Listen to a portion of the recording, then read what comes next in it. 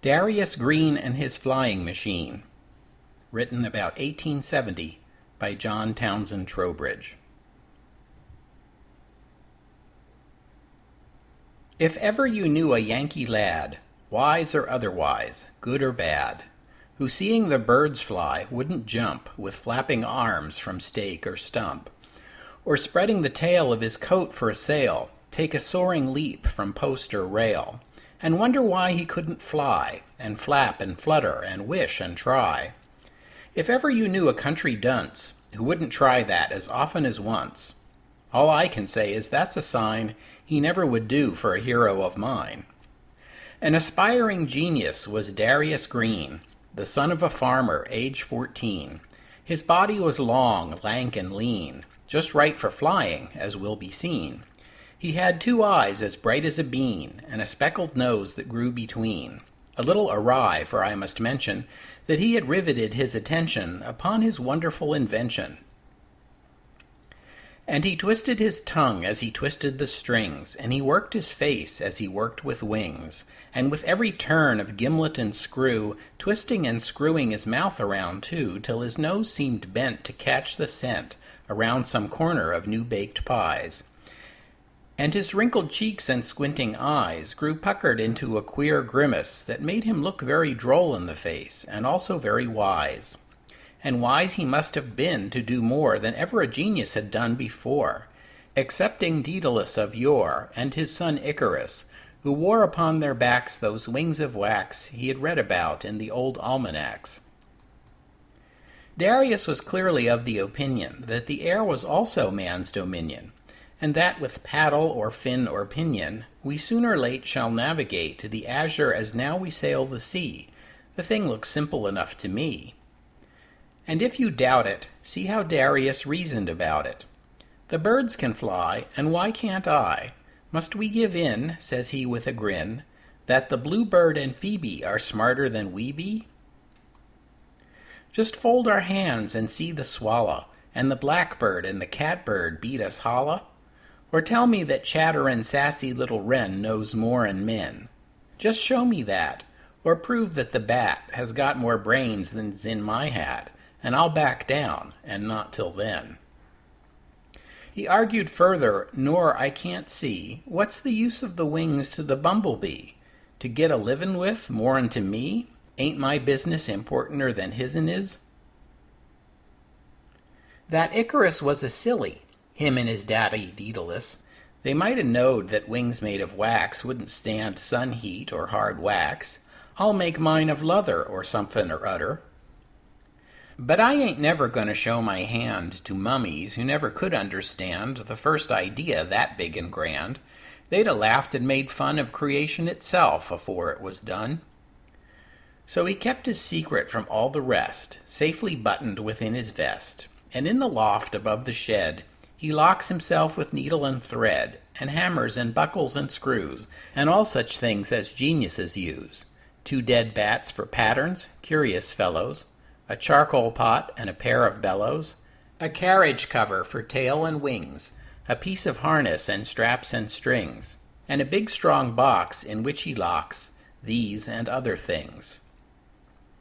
His grinning brothers, Reuben and Burke, and Nathan and Jathan and Solomon lurk around the corner to see him work, sitting cross-legged like a Turk, and boring the holes with a comical quirk of his wise old head and a knowing smile.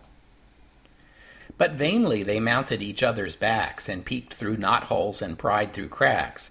With wood from the pile and straw from the stack, he stopped up the knot-holes and caulked up the cracks. And a bucket of water that one would think he had brought up into the loft to drink stood always nigh, for Darius was sly. At chink or crevice a blinking eye, and he let a dipper of water fly. Take that, and if ever ye get a peep, I'll guess you'll catch a weasel asleep.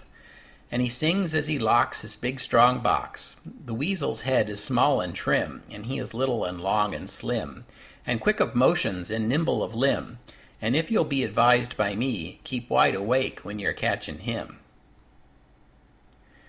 'Twas the 4th of July, and the weather was dry. Not a cloud was in all the sky, excepting a few fleeces here and there, half mist, half air, like foam on the ocean, went floating by.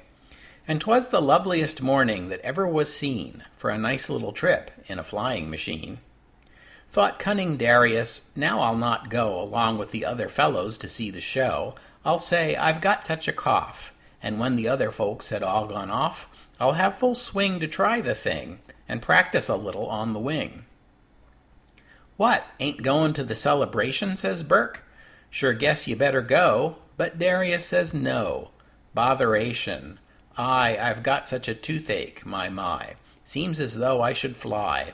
Shouldn't wonder if you'd see me, though, long about noon, if I get rid of this jumpin', thumpin' pain in my head.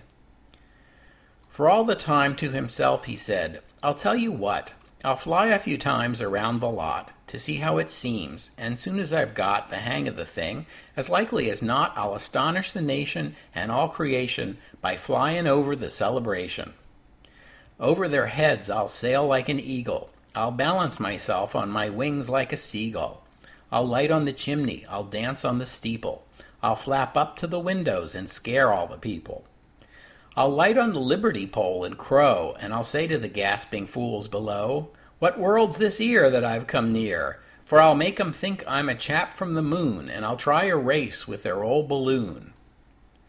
His brothers had gone but a little way, when Nathan to Jathan chanced to say, what on earth's he up to, hey? Oh, I don't know, there's something or other, though, to pay, or he'd never stayed home today. Says Burke, his toothache's all in his eye. He'd never miss a 4th of July if he hadn't some old machine to try. Then Solomon, the little one, spoke. Let's hurry back and hide in the barn and pay him for tellin' us that yarn. Agreed, and through the orchard they all crept back, yonder that fence and back of the stack, and through a hole in the wall they did crawl, dressed in their Sunday garments all. And what a wonderful sight was that, when each in his cobweb coat and hat came up through the floor like an ancient rat. And there they hid, and Reuben slid the fastenings back and the door undid.